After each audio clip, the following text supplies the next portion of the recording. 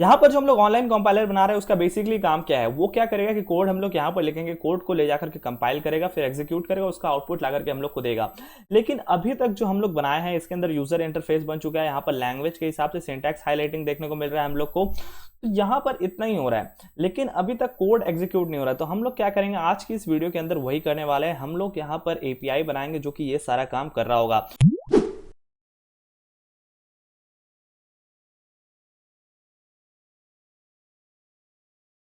तो उसके पहले हम लोग को यहाँ पर कुछ कमांड प्रॉम्प्ट में कमांड लिखना पड़ेगा जो कि है npm init, और यहाँ पर हम लोग एंटर एंटर करते चलते हैं और यहाँ पर यस कर देते हैं। अब उसके बाद हम लोग कुछ इंस्टॉलेशन करना होगा, तो यहाँ पर लिखते हैं npm install, आप इंस्टॉल की जगह आई भी लिख सकते हैं, और यहाँ पर लिखते हैं एक्सप्रेस, हम लोग को एक्सप्रेस का ज़रूरत पड़ने वाला है, बॉडी पार्सर का ज़रूरत पड़ेगा, और यहाँ पर पड़ेगा हम लोग को कंपाइल एक्स का ज़रूरत पड़ने वाला, और नोड मॉन। तो यहाँ पर ये सब हम लोग इंस्टॉल होने देते हैं, थोड़ा सा इंतज़ार करते हैं, तब तक हम लोग यहाँ पर एक फ़ाइल बनाते हैं। हम लोग यहाँ पर एक फ़ाइल बनाएंगे जिसका नाम होगा यहाँ पर क्या, API.js जावास्क्रिप्ट फाइल बनाएंगे। यहाँ पर सब कुछ इंस्टॉल हो चुका है और जावास्क्रिप्ट रिएक्ट से इसको चेंज करके कर देंगे जावास्क्रिप्ट। तो यहाँ पर ये हमारा जावास्क्रिप्ट फाइल बन चुका है। अब हम लोग क्या करना पड़ेगा, एक्सप्रेस को सबसे पहले लेकर के आना पड़ेगा, तो कॉन्स्ट एक्सप्रेस, और यहाँ पर रिक्वायर एक्सप्रेस, और उसके बाद const app is equals to express.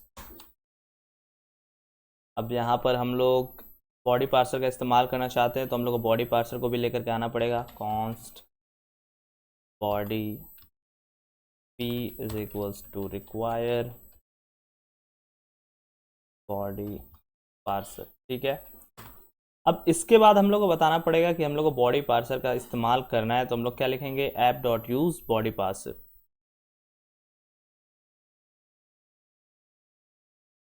तो यहाँ पर लिखते हैं ऐप डॉट यूज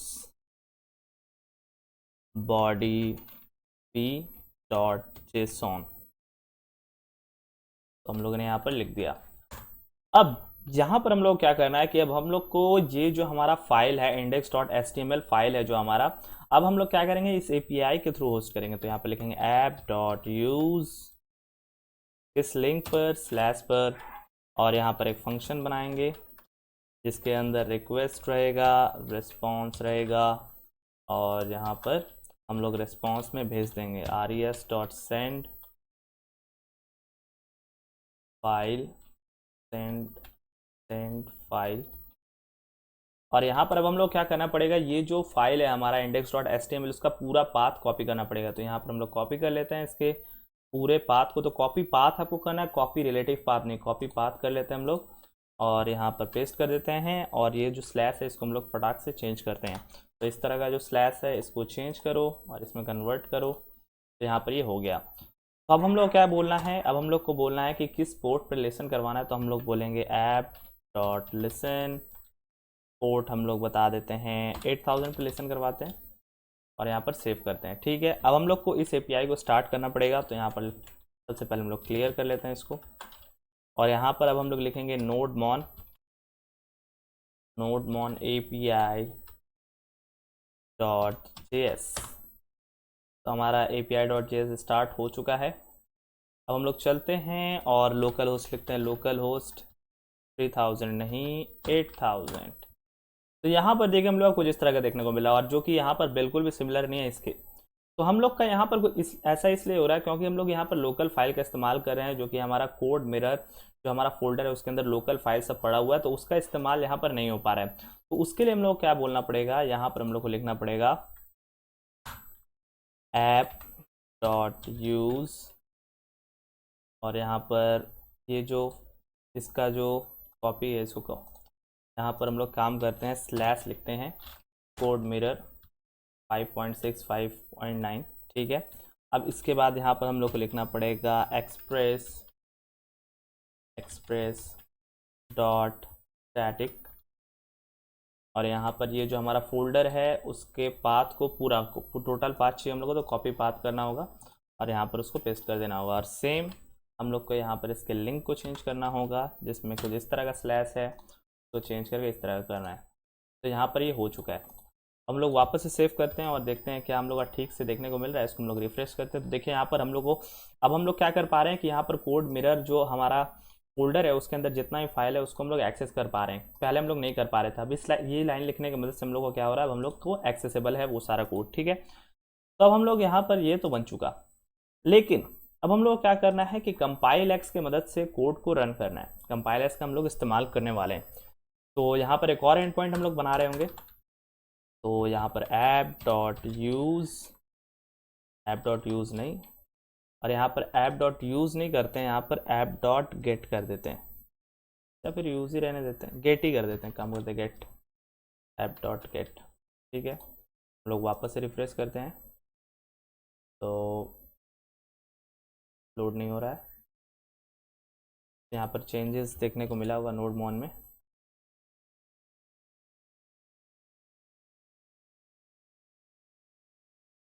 ओके, तो यहाँ पर ये गड़बड़ हुआ है, यहाँ पर ऐप डॉट लिखा हुआ है और यहाँ पर उसके बाद कुछ नहीं। और अब सेव करते हैं तो अब ठीक है। अब इसको हम लोग वापस से रिफ्रेश करते हैं, देखिए यहाँ पर ऐप.गेट कर दिया हमने। अब हम लोग यहाँ पर पोस्ट रिक्वेस्ट बनाते हैं, ऐप.पोस्ट। टर्मिनल को बंद करते हैं और यहाँ पर एंड पॉइंट का लिंक हम लोग बताते हैं क्या लिंक होगा। यहाँ पर एंड पॉइंट कंपाइल के नाम से बनाते हैं, कंपाइल, और यहाँ पर सेम फंक्शन और उसमें रिक्वेस्ट और रिस्पॉन्स रहेगा और इसके अंदर पूरा का पूरा कोड लिखाने वाला है। तो हम लोग यहाँ पर कंपाइल एक्स को इंस्टॉल कर चुके हैं, तो हम लोग कंपाइल एक्स को लेकर के भी आना पड़ेगा। तो चलिए कंपाइल एक्स को लेकर के आते हैं। तो const compiler is equals to require compiler, compiler नहीं, कंपाइल एक्स। और उसके बाद यहाँ पर हम लोग लिखेंगे const options is equals to stats, और स्टैट्स ट्रू कर देंगे हम लोग। ओके, ठीक है, तो यहाँ पर इतना हो गया। अब हम लोग क्या करना है कि कंपाइलर जो हम लोगों ने बनाया है वेरिएबल उसको इनिशियलाइज करना है, कंपाइलर डॉट इनिट, और इनिट करने के बाद यहाँ पर ऑप्शंस को हम लोग को भेज देना है। ठीक है, तो इतना लिखना हो गया। तो ये आप लोगों को लिख लेना है, कंपाइलर को लेकर के आना, ऑप्शन में स्टैट्स को 2 कर देना और उसके बाद इनिशियलाइज कर देना है। ठीक है, अब हम लोग चलते हैं यहाँ पर गूगल में और लिखते हैं कंपाइल एक्स npm। तो यहाँ पर इसके अंदर हम लोग आएंगे, हम लोग को यहाँ पर गेट रिपोजिटरी का यहाँ पर एक लिंक मिलेगा, तो उस पर हम लोग क्लिक करेंगे, तो क्लोज कर देते हैं। और यहाँ पर डॉक्यूमेंटेशन के अंदर देखिए हम लोग कोड मिलेगा कि किस तरह से हम लोग कंपाइल करना है। तो यहाँ पर देखिए वैर compiler require compile x stats true करने के लिए बोला, उसके बाद यहाँ पर कंपाइलर डॉट इनिट करके को इनिशियलाइज कर दिया गया। अब अलग अलग जो हमारा लैंग्वेज है उसके हिसाब से अलग अलग यहाँ पर कंपाइल होगा। लेकिन एक चीज़ आप लोगों को ध्यान में ये रखना है कि अगर सी और सी प्लस प्लस कंपाइलर, सी और सी प्लस प्लस को कंपाइल करना है तो उसके लिए आपको जी प्लस प्लस या जी सी सी कमांड का इस्तेमाल करना पड़ेगा कंपाइल करने के लिए। तो यहाँ पर MinGW वगैरह इंस्टॉल करना पड़ेगा उसके लिए। अगर आप लोग जावा का कोड कंपाइल और एग्जीक्यूट करवाना चाहते हैं तो उसके लिए JDK वगैरह होना चाहिए, और पाइथन अगर आप करवाना चाहते हैं तो पाइथन आपका इंस्टॉल्ड होना चाहिए। तो वो सब का अगर इंस्टॉलेशन का आप लोगों को देखना है वीडियो, तो मैंने अभी जावा के ऊपर बना रखा है, वो मैं लिंक दे दूंगा। और यहाँ पर ये आप लोग यहाँ पर लिख सकते हैं आकर, ये जो सी प्लस प्लस का MinGW वगैरह किस तरह से स्टेप बाय स्टेप प्रोसेस है, यहाँ पर वीडियो भी होगा तो मैं बना दूंगा बाद में, लेकिन मैं आप लोगों को लिंक दे दूंगा आर्टिकल का। तो यहाँ पर आपको लिखना है C++ कंपाइल इन VS कोड। तो यहाँ पर ये बहुत अच्छा सा एक आर्टिकल है जिसके अंदर पूरा स्टेप बाय स्टेप बता रखा है, सब कुछ लिंक वगैरह दिया गया है कैसे कैसे आप लोग को इंस्टॉल करना है MinGW। और लिनक्स में तब तो कोई प्रॉब्लम ही नहीं है। और पाइथन इंस्टॉल करने के लिए पाइथन डाउनलोड आप लिखेंगे तो आप लोगों का पहला लिंक, और यहाँ पर जावा डाउनलोड आप लिखेंगे तो जावा का भी आप लोगों को लिंक मिल जाएगा। जावा डाउनलोड JDK लिख देते हैं। तो यहाँ पर उसका भी यहाँ पर आ जाएगा, आप लोग यहाँ पर डाउनलोड कर सकते हैं, ठीक है। और मैं इसका लिंक दे दूँगा कि विजुअल स्टूडियो कोड में कैसे यूज़ करना है, क्या नहीं करना है, तो वहाँ पर आप लोग को वो समझ में आ जाएगा, ठीक है। वो सब इंस्टॉल कर लेने के बाद अब हम लोग आते हैं यहाँ पर सी और सी प्लस प्लस का कोड लिखने में। तो यहाँ पर दो तरीके से आप लोग को कंपाइल करना है। यहाँ पर एक तरीका है कि अगर कोई इनपुट है तो उससे कंपाइल करना होगा, तो इनपुट के लिए कंपाइल के लिए कोड यहाँ पर लिखा है, और अगर इनपुट नहीं है तो यहाँ पर कंपाइल करने का वो तरीका है, ठीक है। जावा के लिए यहाँ पर जावा विथ इनपुट यहाँ पर, पाइथन का यहाँ पर, और पाइथन विथ इनपुट यहाँ पर, ठीक है। तो यहाँ पर हम लोग क्या करते हैं, सबसे पहले पाइथन के साथ टेस्ट करते हैं कि पाइथन के साथ ये किस तरह से काम कर रहा है। तो पाइथन बिना इनपुट के, ठीक है। तो यहाँ पर ये जो कोड लिखा हुआ है इसको हम लोग कॉपी कर लेते हैं और यहाँ पर कॉपी करके पेस्ट करते हैं, ठीक है। हम लोग को यहाँ पर क्या करना होगा कि जो कोड लिखा हुआ है यहाँ पर, कोड हम लोग कहाँ से मंगाएंगे, कोड हम लोग मंगाएंगे एपीआई के रिक्वेस्ट में, यानी कि एपीआई में जो सेंड किया जाएगा वो कोड हम लोग उसको जिस तरह से मंगाएंगे। तो कैसे लिखेंगे हम लोग, where code is equals to request dot body dot code, ठीक है। और यहाँ पर हम लोग एक काम करते हैं, लगे हाथों यहाँ पर इनपुट भी मंगा ही लेते हैं, अगर इनपुट कुछ है तो यहाँ पर request dot body dot input, और यहाँ पर वैर में वो भी मंगा लेते हैं, लैंग्वेज कौन सा चाहते हैं। अभी हम लोग फिलहाल के लिए सिर्फ पाइथन का कोड लिखना है, अभी आगे हम लोग सब इफ एल्स इफ कंडीशन वगैरह लगा के कोड लिखेंगे, लेकिन अभी हम लोग पाइथन के रन कर रहे हैं तो हम लोग पाइथन का ही कोड भेजेंगे, ठीक है। और यहाँ पर इनपुट में लगा लेते हैं, इनपुट तो हो गया, अब लैंग्वेज चाहिए हम लोग को, तो lang is equals to request dot body dot lang. यहाँ पर लैंग्वेज हम लोग को यहाँ पर मिल गया, तो यहाँ पर कोड मिल गया हम लोग को, इनपुट मिल गया, लैंग्वेज मिल गया। तो यहाँ पर ये दोनों का भी इस्तेमाल नहीं हो रहा है, अभी सिर्फ कोड का इस्तेमाल हो रहा है। यहाँ पर कोड हम लोग को जो मिलेगा बॉडी से। तो यहाँ पर देखिए हम लोग विंडोज़ का इस्तेमाल करें तो हम लोग को लिनक्स वाले का ज़रूरत नहीं है। तो यहाँ पर क्या लिखा है, यहाँ पर वैर env डेटा ऑपरेटिंग सिस्टम बताना है आप लोग को, विंडोज़ है जो कि हमारा यहाँ पर, और आप लोग का पाइथन वगैरह इंस्टॉल होना चाहिए। फिर कंपाइलर डॉट यहाँ पर ये जो कंपाइलर हमने बना रखा है, तो कंपाइलर हम लोग को बनाया है, तो कंपाइलर डॉट कंपाइल पाइथन, इस मेथड का इस्तेमाल हो रहा है, उसके अंदर env डेटा भेजा जा रहा है। फिर कोड जो हम लोग मंगा रहे हैं अपने बॉडी से, और अपने बॉडी से मतलब कि यहाँ पर एपीआई के अंदर जो रिक्वेस्ट आएगा बॉडी में तो उससे मंगा रहे हैं हम लोग। और उसके बाद यहाँ पर देखिए फंक्शन डेटा, उसके अंदर क्या है, रिक्वेस्ट डॉट सेंड डेटा। तो यहाँ पर ये क्या करेगा, एक फोल्डर क्रिएट करेगा टेम्प नाम का, और उसके अंदर एक फाइल बनाएगा जिसको वो एग्जीक्यूट करेगा। तो यहाँ पर इसको सेव कर लेते हैं और चलते हैं थंडर क्लाइंट के अंदर, और यहाँ पर एक नया रिक्वेस्ट बनाते हैं। और नया रिक्वेस्ट के लिए हम लोग यहाँ पर जो हमारा लिंक है उसको कॉपी कर लेते हैं, कॉपी क्या पेस्ट कर लिया हमने करे, इसको कॉपी करते हैं और यहाँ पर चला कर देखते हैं कि ये काम कर भी रहा है या फिर नहीं। तो यहाँ पर लोकल होस्ट कंपाइल है हमारा, एंड पॉइंट कंपाइल है, और हम लोग को बॉडी के अंदर क्या भेजना है, कोड भेजना है। तो हम लोग यहाँ पर सबसे पहले कोड लिख देते हैं, तो कोड, और यहाँ पर कोड के अंदर सिंपल सा कोड लिखते हैं, कोड प्रिंट लिख देते हैं, प्रिंट, और हेलो वर्ल्ड, ठीक है। और यहाँ पर उसके बाद हम लोग यहाँ पर इनपुट में फ़िलहाल के लिए कुछ भी नहीं भेज रहे हैं, इनपुट, और इनपुट के लिए यहाँ पर हम लोग कुछ भी नहीं भेज रहे हैं। और यहाँ पर उसके बाद बात आता है आप लोगों का लैंग्वेज, तो लैंग अभी पाइथन भेज रहे हैं। अभी यहाँ पर आप लोग लैंग्वेज क्या भेज रहे हैं क्या नहीं भेज रहे हैं अभी उससे फ़र्क नहीं पड़ रहा, क्योंकि हम लोग इफ एल्स इफ कंडीशन नहीं लगा रहे, तो अभी फ़िलहाल के लिए पाइथन ही लिख देते हैं, पाइथन, ठीक है। तो इतना हो गया। अब हम लोग क्या करते हैं कि इसको पोस्ट रिक्वेस्ट में कन्वर्ट करते हैं और सेंड करते हैं, देखते क्या, देखिए आउटपुट हेलो वर्ल्ड निकल करके आ गया। तो यहाँ पर हम लोगों ने सक्सेसफुली एक एपीआई बनाया, एपीआई का एंड पॉइंट जिसका नाम कंपाइल रखा, उसके अंदर हम लोग कोड भेज रहे हैं। तो आउटपुट के अंदर हम लोग को वो आउटपुट देखने को मिल रहा है यहाँ पर /r/n के साथ। तो कॉन्ग्रेचुलेशंस, आप लोग का बन चुका है। अब हम लोग क्या करेंगे कि इफ एल्स इफ कंडीशन के हिसाब से सेट करेंगे कि इनपुट के हिसाब, इनपुट है अगर तो इस तरह से कंपाइल करो, आउटपुट है, क्या बोल रहा हूँ मैं, इनपुट है तो ऐसे कंपाइल करना है, अगर इनपुट नहीं है तो इस तरह से कंपाइल करना, और अलग अलग लैंग्वेज के हिसाब से वेरी करवाना है, ठीक है। तो यहाँ पर पाइथन के लिए हो रहा है। और यहाँ पर मैं आप लोगों को दिखा दूँ, यहाँ पर देखिए टेम्प नाम का एक फोल्डर बना है, टेम्प नाम के एक फोल्डर के अंदर एक पाई फाइल बना है जो कि यहाँ पर एग्जीक्यूट हुआ है। तो आप लोगों को ये समझ में आया। तो अभी इसको डिलीट कैसे करना वो सब हम लोग बाद में देखेंगे। तो चलिए अभी यहाँ पर हम लोग देखते हैं कि किस तरह से लैंग्वेज के हिसाब से वेरी करवाना और इनपुट के हिसाब से वेरी करवाना है, ठीक है। तो सबसे पहले यहाँ पर इसको हटा देते हैं।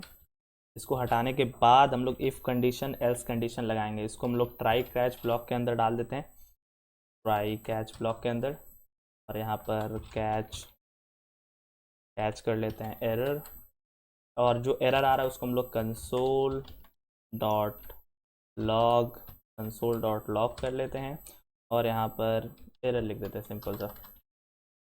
ठीक है, अब हम लोग लगाते हैं इफ़ कंडीशन। अब हम लोग चेक करेंगे क्या कि इफ़ जो हमारा लैंग्वेज है वो क्या सी प्लस प्लस के बराबर है। Lang is equals to C plus plus, जो हमारा लैंग्वेज है वो क्या सी प्लस प्लस के बराबर है।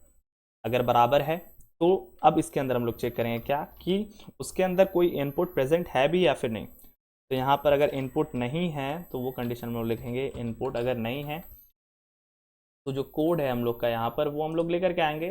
बेसी भाग यहाँ पर सिमिलर ही है, लेकिन एक काम करते हैं, जब दिया हुआ ही है कोड तो कॉपी पेस्ट ही कर लेते हैं। तो यहाँ पर इसको कॉपी करते हैं और यहाँ पर इसको सिंपल सा पेस्ट कर देते हैं। ठीक है, इसको हटाते हैं, जो भी कमेंट पड़ा हुआ है उसको हम लोग यहाँ पर हटा देते हैं। और यहाँ पर ये जो लिनक्स वाला लाइन है ये हम लोग को नहीं चाहिए, क्योंकि हम लोग यहाँ पर विंडोज़ के अंदर है।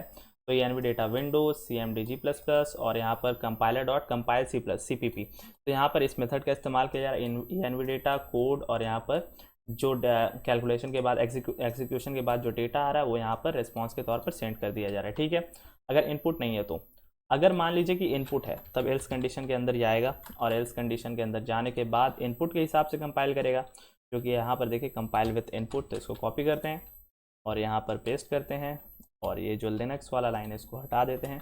और यहाँ पर देखिए 3 ठो वेरिएबल भेजा जा रहा है, यानी कि एनवी डेटा कोड और यहाँ पर इनपुट, यहाँ पर 3 पैरामीटर भेजा जा रहा है, और उसके बाद यहाँ पर एक फंक्शन है जो कि यहाँ पर रिस्पॉन्स भेज रहा है। तो हमारा क्या हुआ कि हम लोगों ने यहाँ पर C++ के लिए कोड लिख दिया। अब इसको हम लोग मिनिमाइज़ करते हैं और उसके बाद एल्स इफ में लिखते हैं।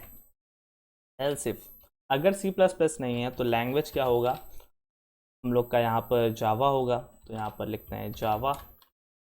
अगर लैंग्वेज जो है हमारा वो C++ नहीं है तो जावा होगा। तो हम लोग जावा के अंदर आते हैं और यहाँ पर कोड लेकर के आते हैं। देखिए जावा का कोड दिया हुआ है, तो इसको कॉपी करते हैं और इसको भी यहाँ पर, और हम लोग को यहाँ पर एक और चीज़ चेक करना है जो कि है हमारा इनपुट। इफ़ नॉट इनपुट, अगर इनपुट प्रेजेंट नहीं है तो कुछ इस तरह से कंपाइल करो। तो यहाँ पर इसको हटाते हैं, तो इस तरह से कंपाइल करो, जो कि यहाँ पर सिमिलर ही है। यहाँ पर कंपाइल CPP है, यहाँ पर कंपाइल CPP मेथड का इस्तेमाल किया जा रहा है, और यहाँ पर कंपाइल जावा मेथड का इस्तेमाल किया जा रहा है, वो सिमिलर ही है। अब अगर मान लीजिए यहाँ पर वो है, इनपुट है, तो हम लोग यहाँ पर एल्स लिखेंगे, और एल्स के अंदर जो इनपुट वाला कोड है वो लेकर के आगे और उसको पेस्ट कर देंगे। तो यहाँ पर इनपुट वाले को पेस्ट कर देते हैं। ठीक है, तो यहाँ पर compiler dot compile Java with input वाला आ गया, तो यहाँ पर इनपुट भी भेज दिया जा रहा है, तो यहाँ पर ये भी हो गया। और अब बात रहा पाइथन का, तो इफ़ एल्स एल्स लिख देते हैं, और एल्स के अंदर जो हमारा कोड है पाइथन के लिए, पाइथन वाला कोड लेकर के आ जाते हैं और चेक भी करवा लेते हैं कि अगर इनपुट प्रेजेंट है, इफ़ नॉट इनपुट, इसको यहाँ पर पेस्ट कर देते हैं। और बात रहा अगर इनपुट नहीं, और अगर इनपुट है तो अब हम लोग को यहाँ पर कोड वो डालना पड़ेगा। तो यहाँ पर इसको कॉपी करते हैं और यहाँ पर इसको पेस्ट कर देते हैं। बात रहा इसको रिमूव कर देते हैं, यहाँ पर हो गया। ठीक है, तो यहाँ पर इतना समझ में आ गया। देखिए compiler dot compile with compile Python with input, यहाँ पर ये सब कुछ आ गया है, तो यहाँ पर एल्स वगैरह लग गया है। ठीक है, तो इतना हो गया। ठीक है, अब हम लोग यहाँ पर चेक करते हैं कि जो हमारा डेटा है, यहाँ पर डेटा डॉट आउटपुट है भी या फिर नहीं। जो हम लोग यहाँ पर डेटा भेज रहे हैं उसके अंदर कोई आउटपुट है भी या फिर नहीं। तो हम लोग को यहाँ पर ये हर जगह पर चेक करना है, जहाँ जहाँ पर रेस डॉट सेंड लिखा है तो उसके हम लोग एक काम करते हैं, इसको कॉपी करते हैं, उसके बाद कंट्रोल F प्रेस करते हैं। तो हम लोग बोल रहे हैं कि जहाँ जहाँ पर ये लिखा है तो तुम क्या करो कि वहाँ पर ये लिखो। मैं यहाँ पर लिखता हूँ इफ़ डेटा डॉट आउटपुट, यानी कि जो हम लोग डेटा भेज रहे हैं, जो जेसॉन डेटा भेज रहे हैं उसके अंदर आउटपुट है तभी, तब तुम क्या, ये क्या ही लिख रहा हूँ मैं, उसके अंदर अगर आउटपुट है तो क्या करो तुम रेस्पॉन्स में डेटा भेजो, और अगर आउटपुट नहीं है तब तुम क्या करो, फिर RES रिस्पॉन्स में सेंड करो एक जेसन जिसका आउटपुट में रहेगा एरर, यानी कि आप लोग का ठीक से कंपाइल नहीं हुआ और यहाँ पर एरर देखने को मिला, तो इसलिए यहाँ पर इसके अंदर आउटपुट नहीं है। तो हम लोग यहाँ पर क्या बोल रहे हैं, डेटा के अंदर अगर आउटपुट प्रेजेंट है तो तुम क्या कर दो, डेटा को भेज दो। अगर आउटपुट प्रेजेंट नहीं है तो यहाँ पर एक जेसन ऑब्जेक्ट बनाओ, यहाँ पर एक ऑब्जेक्ट क्रिएट करो जिसके अंदर आउटपुट का वैल्यू यहाँ पर एरर रहेगा। ठीक है, तो ऐसा हम लोगों ने क्यों किया, क्योंकि हम लोग यहाँ पर बाद में जब फ्रंट एंड के अंदर रीड कर रहे होंगे तो यहाँ पर अगर मान लीजिए किसी कारण कोड में गलती होता है तो यहाँ पर डेटा के अंदर आउटपुट रहेगा ही नहीं। अगर आउटपुट नहीं रहेगा तो वहाँ पर आउटपुट में कुछ शो नहीं करेगा, तो जो यूज़र है उसको समझ में नहीं आएगा तो क्या हुआ। तो यहाँ पर इसीलिए हम लोग वहाँ पर क्या दिखा देंगे कि एरर है। ठीक है, इसको हम लोग कॉपी करते हैं, तो ये हरी कंडीशन के अंदर होगा, कट कर लेते हैं।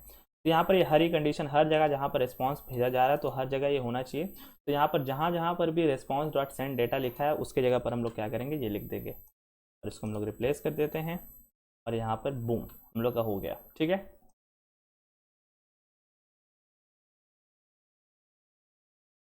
तो यहाँ पर हम लोगों ने डिफरेंट लैंग्वेज के लिए डिफरेंट कोड यहाँ पर लिख दिया है हम लोगों ने, और यहाँ पर हम लोगों ने ये भी चेक करा लिया है कि डेटा में अगर आउटपुट है तभी यहाँ पर रिस्पॉन्स को सेंड करो डेटा, नहीं तो यहाँ पर आउटपुट में एरर दिखा दो।